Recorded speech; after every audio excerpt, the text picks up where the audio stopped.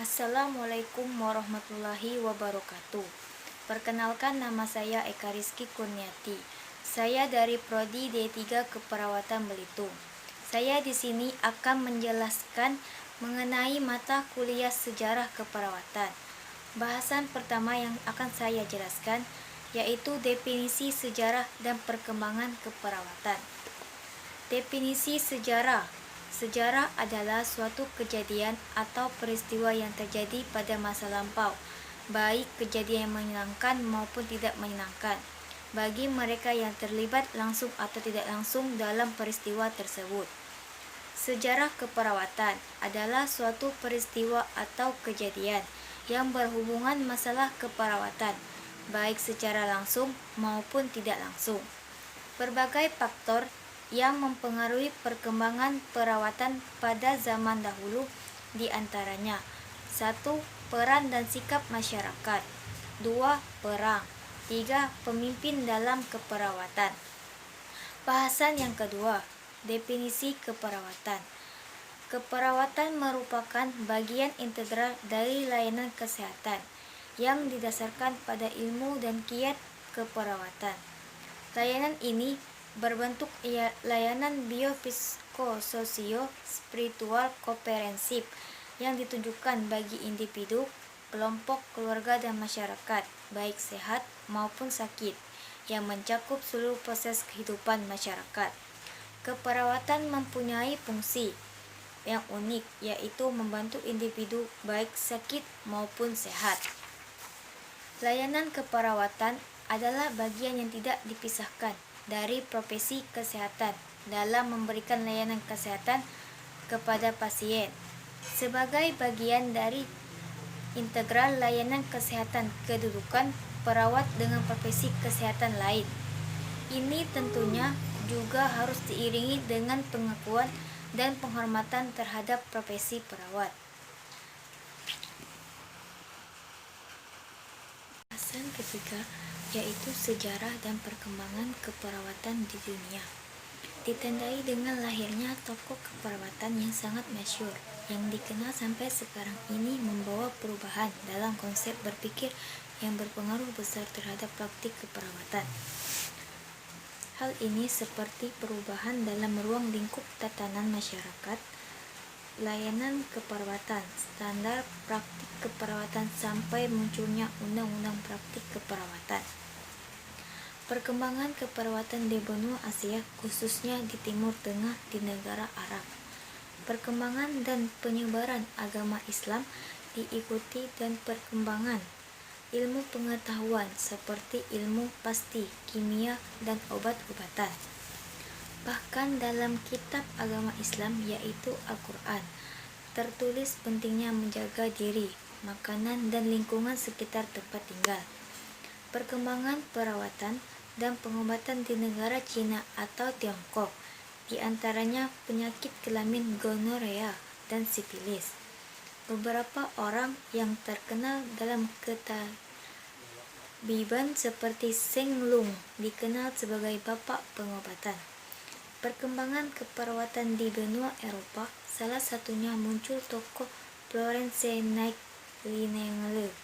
Pada akhirnya, negara Inggris terjadi kemajuan yang pesat dalam bidang keperawatan, di antaranya pembangunan sekolah perawat.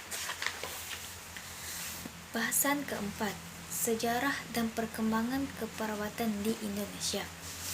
Sebelum kemerdekaan, pada masa itu negara Indonesia masih dijajah oleh bangsa Inggris, Belanda, dan Jepang.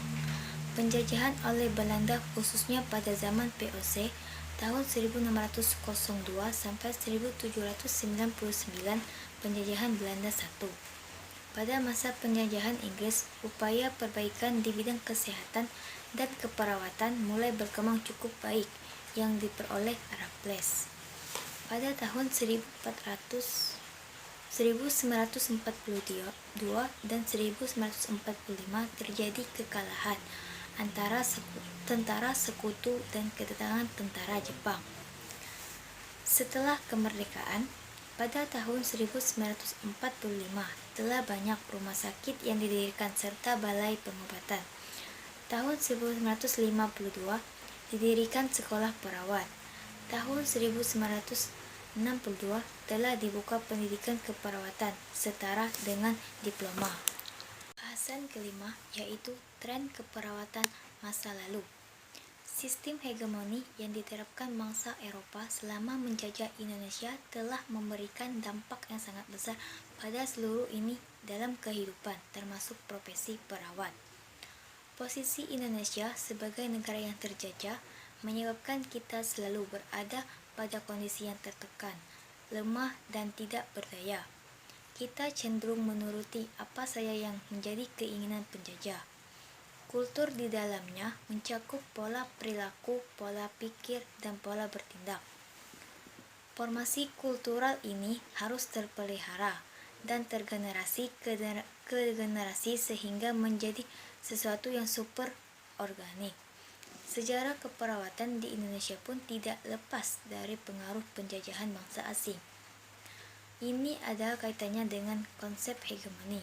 Seperti dijelaskan di awal, perawat awalnya direkrut dari bumi putra yang tidak lain adalah kaum terjajah, sedangkan dokter didatangkan dari negara Belanda. Sebab pada masa itu Indonesia belum ada sekolah kedokteran. Sesuai dengan konsep hegemoni, posisi perawat di sini adalah sebagai subaltern yang terus-menerus berada dalam cengkraman kekuasaan dokter Belanda atau penjajah. Kondisi ini menyebabkan perawat berada pada posisi yang termarginalkan. Keadaan ini berlangsung selama berabad-abad sampai akhirnya terbentuk formasi kultural pada tubuh perawat.